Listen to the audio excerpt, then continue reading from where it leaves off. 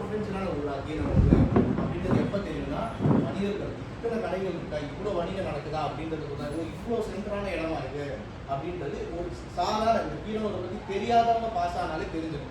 So நான் 6th படிக்கும்போது எனக்கு இந்த ஊரை பற்றி அவ்வளோ தெரியாது. நான் அப்போ வந்ததுக்கும் இப்போ நான் இந்த ஊருக்கு மேனேஜராக வர்றதுக்கும் இப்போ இருக்க சூழ்நிலைக்கும் பயங்கர டிஃப்ரென்ஸ் இருக்குது.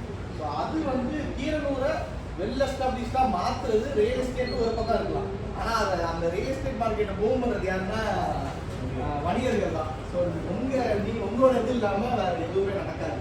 ஸோ இதுக்கு முன்னாடி நான் இந்த மாதிரி ஒரு கூட்டத்தை அட்டன் பண்ணதில்லை. கீரனூர் ஃபஸ்ட்டு நான் சாருக்கு நான் இங்கே ஒரு 20 நாளில் நான் சான்ஸ் 20 நாள் சாரை பார்த்தேன். ஒரு மீட் பண்ணுற சான்ஸ் கிடச்சிது. நான் வந்தவொடனே அதை கேட்டேன், சார் ஏதாவது எனக்கு ஒரு சான்ஸ் கிடச்சா நான் மீட் பண்ணணும், எல்லா இங்கே இருக்க வணிகர்கள் உங்கள் சங்கம் இருக்குவாங்க. ஏன்னா தனித்தனியாக நான் போய் மீட் பண்ணுறது சாத்தியமே கிடையாது. எல்லாரையும் தனித்தனியாக போய் மீட் பண்ணுறது. ஸோ அது கிட்டத்தட்ட நான் மே மாதம் வந்தேன். 6 மாதம் கழிச்சு எனக்கு சான்ஸ் கிடச்சிருக்கு. ஸோ ஃபஸ்ட்டு தேங்க்ஸ் சாருக்கு இந்த ஒரு மீட்டிங். ரெண்டாவது விஷயம், டேரெக்டாக ரொம்பலாம் டைம் வேஸ்ட் பண்ண மாட்டாங்க. ஸோ நீங்கள் கேட்டது எல்லாமே எல்லா சின்னதோ பெரிய லெவல்லையோ எல்லாமே எங்களுக்கு தெரிஞ்ச விஷயம் தான். இது எதுவுமே நீங்கள் சொன்னது எதுவுமே எங்களுக்கு தெரியாமல் இது வரைக்கும் நாங்கள் இது பண்ணாமல் இல்லை. இப்போ நீங்கள் சொன்ன ஸ்டடீஸ் எல்லாமே எனக்கு பர்சனலாக தெரியும். ஏன்னா நான் கிட்டத்தட்ட ஒரு 5-6 டிஸ்ட்ரிக்டில் வேலை பார்த்துட்டு தான் இங்கே சென்னையில் ஒரு 10 வருஷம் வேலை பார்த்தேன். அதுக்கப்புறம் சிவகங்கை, சேலம் எல்லா இடத்துலையும் வேலை பார்த்தா இருக்கேன். எல்லா இடத்துலையும் இதே சார் சொன்ன மாதிரி இந்தியா ஃபுல்லாக, தமிழ்நாடு இல்லை, இந்தியா ஃபுல்லாக எஸ்பிஐயில் இதே தான்.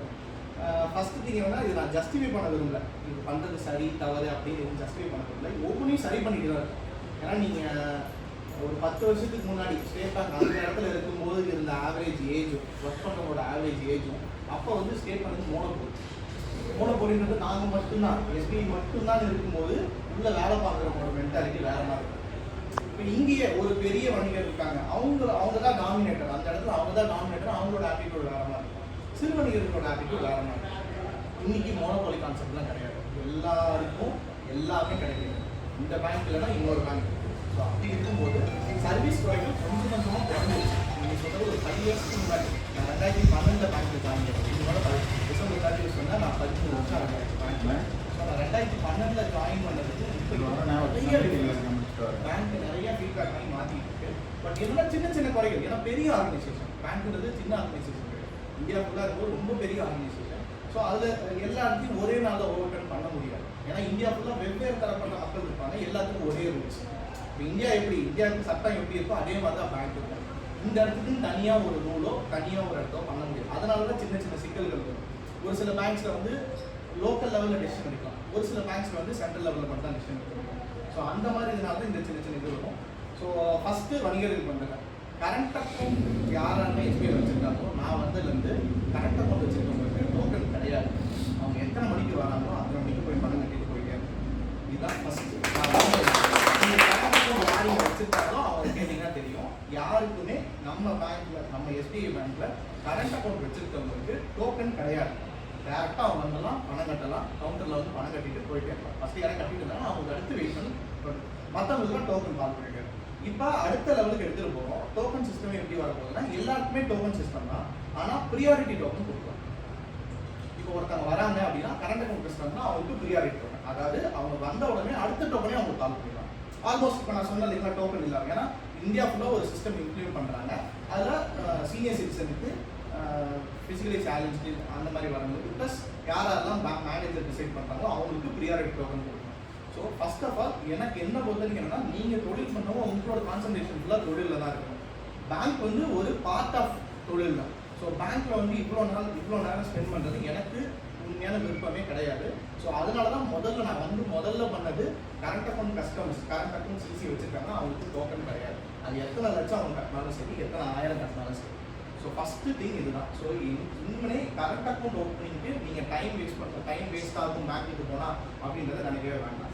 இன்னொரு ஆல்டர்னேட் சேனல் உங்களுக்கு எல்லாமே தெரியும், சிடிஎம்மில் வச்சுருக்கோம். சிடிஎம்லேயே பணம் கட்டிக்கலாம். ஸோ அந்த ஒரு சேனலும் இருக்குது. இன்கேஸ் உங்களால் நேரடியாக வர முடியல, உங்கள் ஸ்டாஃப் தான் யாராவது வருவாங்கன்னா அதுக்குன்னு தனியாக கார்டு இருக்குது. இப்போ நிறைய பேர் உங்கள் மற்ற பேங்க்கில் ஏடிஎம் கார்டை தான் கொடுத்து அனுப்புறீங்க, அதில் பணமும் எடுக்கலாம். அந்த ஸ்டாஃப் நினச்சா அதில் பணமும் எடுக்கலாம். ஏன்னா பின் நம்பர் அதே தான், போடுறதுக்கும் அதே தான் பின் நம்பர், எடுக்கிறதும் அதே தான் பின் நம்பர். ஆனால் நம்ம பேங்க்கில் போடுறதுக்கும் தனியாக ஒரு கார்டு கொடுக்குறோம். அதுக்கு எந்த சார்ஜஸும் உங்களுக்கு கிடையாது. அதனால தைரியமாக நீங்கள் நம்பி உங்கள் ஸ்டாஃப்கிட்ட கொடுக்கலாம். ஏடிஎம் கார்டு நீங்கள் வச்சுக்கலாம், பணம் எடுக்கிறதுக்கும் கொடுக்கணுமோ அதுக்கான வசதியை நீங்கள் வச்சுக்கலாம். பணம் போடுறதுக்கான வசதியை உங்கள் ஸ்டாஃப்ட்டை கொடுத்துக்கலாம். அவங்ககிட்ட அந்த பின் ஷேர் பண்ணனா உங்களுக்கு எந்த இதுவும் ட்ரபிளும் இருக்காது. ஸோ அதனால் இந்த ஒரு விஷயம் இருக்குது. அதனால் கரண்ட் அக்கௌண்ட் டைம் வேஸ்ட்டாக இனிமேல் வாய்ப்பே கிடையாது. ஸோ ஃபஸ்ட்டு திங் இது. ரெண்டாவது, இது சம்மந்தமாக அடுத்து லோனுன்னு போகிறப்ப இப்போ நீங்கள் கரண்ட் அக்கௌண்ட் டிரான்சாக்ஷன் எல்லாமே அக்கௌண்ட்டில் ரூட் பண்ணுறீங்க. ஏன்னா ஆல்மோஸ்ட் எல்லாமே இப்போ யூபிஐ பேஸ்டு தான் எல்லாருமே வந்து. இன்னொன்று கரெக்டான வருமான வரி செலுத்துறீங்க. இன்னொன்று ஜிஎஸ்டி யாராருக்கும் இருக்கோ அந்த ஜிஎஸ்டி கரெக்டாக அந்த ஜிஎஸ்டி வரியை செலுத்துறீங்க அப்படின்னா சார் சொன்ன மாதிரி 60 நிமிஷத்தில் உங்களோட லோன் எவ்வளோ வரும்ன்றத சாங்ஷன் பண்ணிட்டு இது கவர்மெண்ட் ஆஃப் இந்தியாவோட போர்ட்டலில் தான் நாங்கள் பண்ணுறோம்.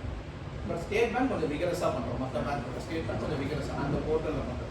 60 நிமிஷத்தில் உங்களுக்கு எவ்வளோ லோன் கிடைக்கும்னு தெரிஞ்சிடும். 3 நாளில் அந்த லோன் வந்து கிடச்சிடும். ஸோ அது வந்து 2 இது இருக்குது. கொலட்ரல் இல்லாமல் ஒன்று இருக்குது, கொலட்ரலோட ஒன்று இருக்குது. கொலட்ரல் இல்லாமல் இருக்கிறதுக்கு கவர்மெண்ட்டுக்கு நம்ம ஃபீஸ் கட்டுற மாதிரி இருக்கும். நம்ம லோன் எவ்வளோ எடுக்கிறோமோ அதுக்கேற்ற மாதிரி சிடிடிஎம்சி சொல்லுவாங்க, அந்த ஃபீஸ் கட்டுற மாதிரி இருக்கும். இல்லை சொத்து கொடுக்குறீங்கன்னா அந்த சொத்து எம்ஓடி பண்ணுறது தரத்துக்கு என்ன சார்ஜஸோ அது ஒன்று கிடைக்கும். ஸோ இதுதான் லோன் நான் சொல்லி. செகண்டு டைம் 1 hour ஆகுது கோல்டு லோனுக்கு அப்படின்றது. இப்போ நான் இங்கே வந்ததுக்கப்புறம் நான் 2-3 ஏன்னா இதுக்கு முன்னாடி நான் இருந்த பிரான்ச் எல்லாமே சிட்டி பேஸ்டு பிரான்ச்சஸ். இவ்வளோ கோல்டு லோன் எனக்கு இன்றைக்கி போன 10 நாளைக்கு முன்னாடி என்னோடய கோல்டு லோன் பேஸ் மட்டுமே ஆல்மோஸ்ட் 100 கோடி இருக்குது. ஸோ என்னோட ஸ்பெஷல் கான்சன்ட்ரேஷன் இப்போ கோல்டு லோன் இருக்குது. நான் என்ன சொல்லியிருக்கேன், நான் 3 பேங்க்கு நான் போய் பேசிட்டேன். கனரா பேங்க்கில் என்ன பண்ணுறாங்க, யூனியன் பேங்க்கில் என்ன பண்ணுறாங்க, இந்தியன் பேங்க்கில் என்ன பண்ணுறாங்க, நீர்பதனி இந்தியன் பேங்க்கில் என்ன பண்ணுறாங்க, சிட்டி யூனியன் பேங்க்கில் என்ன பண்ணுறாங்க, இது எல்லாமே ஸ்டடி பண்ணிவிட்டு இப்போ நான் என்ன சொல்லியிருக்கேன்னா 3 டைமில் கோல்டு எடுத்து கொடுக்கணும்னு சொல்லியிருக்கேன். இது 1ஆம் தேதியிலேருந்து இம்ப்ளிமெண்ட் ஆகிடும். 3 டைம்ஸ் இது ஆல்ரெடி டிசைடட், லாஸ்ட் வீக்கே டிசைடட். ஸோ ஃபஸ்ட்லேருந்து ஏதாவது ஒரு நாள்லேருந்து ஸோ 11 மணிக்குள்ளே கொடுக்குறாங்க அப்படின்னா அவங்களுக்கு திருப்புறதுக்குன்னா 12:30க்குள்ளே கொடுத்துடணும். 11லேருந்து 1 மணி நேரம் கொடுக்குறாங்கன்னா 3 மணிக்கு கொடுத்துடணும். அதுக்கப்புறம் கொடுக்குறவங்களுக்கு 4 o'clock. ஸோ இதுதான் நாங்கள் டிசைட் பண்ணிக்கிற டைம். ஸோ இனிமேல் அந்த கோல்டு லோன் மூட்டுறதுல டைம் ஆகாது. ரெனிவலுக்கு கண்டிப்பாக டைம் எடுக்கிறது தான் சார் செய்யணும். ஏன்னா பேங்க்கோட ப்ரொசீஜர் அப்படி. கனரா பேங்க்கோட சாஃப்ட்வேர் வேறு, நம்ம ஸ்டேட் பேங்க்கோட சாஃப்ட்வேர் வேறு. ஸ்டேட் பேங்க் வந்து இப்போ சார் சொன்னாங்க, உங்களுக்கு தெரிஞ்சிருக்கும், முதல் 3 வங்கி அப்படின்னு சிஸ்டமேட்டிக்லி ஸ்டேபிள் பேங்க்னு சொல்லுவாங்க. அதாவது இந்த 3 பேங்க்குக்கும் எதுவும் ஆகிடக்கூடாது. இந்த 3 பேங்க்ல என்ன பிரச்சனைனா இந்தியன் எக்கனாமிக்கே பிரச்சனை வரும். அந்த 3 பேங்க்ல முதல்ல வந்து ஸ்டேட் பேங்க் இருக்கும், அதுக்கு அடுத்து ஹெச்டிஎஃப்சி, அதுக்கு அடுத்து ஐசிஐசிஐ. இந்த 3 பேங்க்ல இன்டர்னலாக ஏதாவது பிரச்சனை வருது அப்படின்னா இந்தியன் எக்கனாமிலேயே சில பிரச்சனைகள் வரும். அதனால எஸ்ஐடின்னு சொல்லுவாங்க, சிஸ்டமேட்டிக்லி இம்பார்ட்டன்ட் பேங்க்ஸ்ன்னு சொல்லுவாங்க. ஸோ அந்த இதில் எஸ்பிஐ இருக்கும்போது சில இன்டர்நேஷனல் ஸ்டாண்டர்ட்ஸை ஃபாலோ பண்ணி தான் ஆகணும். அது எஸ்பிஐயோட இன்னைக்கு தேதிக்கு எஸ்பிஐ பண்ணியே ஆகணும். அதனால சில சாஃப்ட்வேர்ஸ் எல்லாமே ஒரு சில செக்ஸோட தான் நடந்தே ஆகும். மற்ற பேங்க் மாதிரி எஸ்பிஐ பண்ண முடியாது. அதனால கோல்டு லோனுக்கு ஆகிற டைமை எங்களால் கண்ட்ரோல் பண்ண முடியல. அதுக்கும் அது என்னென்னலாம் பாசிபிலிட்டி இருக்கோ, எங்கெங்கெல்லாம் டைம் சேவ் ஆகும், ஒவ்வொன்றையும் ஸ்டடி பண்ணி இப்போ மாற்றிக்கிட்டே இருக்கோம். 2 நிமிஷம். ஸோ அந்த டைமை வந்து கொஞ்சம் குறைக்க முடியல. அதுக்கு நாங்கள் ஃபீட்பேக்கும் கொடுத்துருக்கோம். சாஃப்ட்வேரும் கொஞ்சம் முன்னை விட இப்போ கொஞ்சம் ஸ்பீடாக இருக்குது. அந்த இது பண்ணிட்டு இருக்கோம். ஆனால் கோல்டு லோன் வச்சு எடுக்கிற டைம் கொஞ்சம் டைம் எடுக்கிறதா செய்யும். அது இன்னைக்கு தேதிக்கு மினிமம் நீங்கள் சொல்கிற மாதிரி காலையில் ரெனிவல் கொடுத்தா ஈவினிங் ஆகிடுதுன்னு சொல்கிறாங்க. அது ப்ராக்டிக்கலாக அந்த டைம் நடக்குது. அதில் இன்னைக்கு தேதிக்கு கோல்டு லோன் ரெனிவலுக்கு எங்களால் டைமை வந்து சுருக்க முடியல. அதுக்கு என்ன பாசிபிலிட்டிஸ் இருக்கும், எவ்வளோ சீக்கிரம் முடியுமோ கொடுத்துட்டு போக சொல்லிட்டு ஒரு குறிப்பிட்ட டைமுக்கு வர சொல்லலாமா அப்படின்றதான் கேட்டுட்டு இருக்கோம், அனலைஸ் பண்ணிட்டு இருக்கோம். ஏன்னா ஒவ்வொரு கஸ்டமருக்கும் ஒவ்வொரு மாதிரி கேட்டுருக்கு. ஒரு கஸ்டமர் 25 கிலோமீட்டர்லேருந்து வராங்க, அவங்க நான் கொடுத்துட்டு 3 மணிக்கு வாங்கன்னு சொல்ல முடியும். இப்போ லோக்கலில் இருக்காங்கன்னா நீங்கள் கொடுத்துட்டு போயிடுங்க, நீங்கள் கையெழுத்து வெளியூர்லாம் வந்து கையெழுத்து மட்டும் போட்டு போயிடுங்கன்னு சொல்லிடுவோம். இப்போ அவங்களுக்கும் ப்ரியாரிட்டி கொடுக்கணும். முன்னாடி இவங்க லோக்கலில் இருக்க கஸ்டமர் முன்னாடி கொடுத்தாங்க. ஸோ சின்ன இன்டர்னன்ஸ் இருக்குது. ஸோ அதுக்கு என்ன பண்ணுறதுன்னா ஸ்டடி பண்ணிட்டுருக்கோம். அது முடிஞ்ச அளவுக்கு எவ்வளோ சீக்கிரம் முடிஞ்சு பண்ணிக்கிறோம். ரெண்டாவது ஸ்டாஃபோட ஆட்டிடியூட் முன்னாடி எப்படி இருந்ததில்ல. இப்போ ஒரு சில ஸ்டாஃபோட ஆட்டிடியூட் நான் வந்ததுக்கப்புறம் சேஞ்சஸ் நடந்திருக்கு. முன்னாடி அப்படி தான் இருந்தாங்க.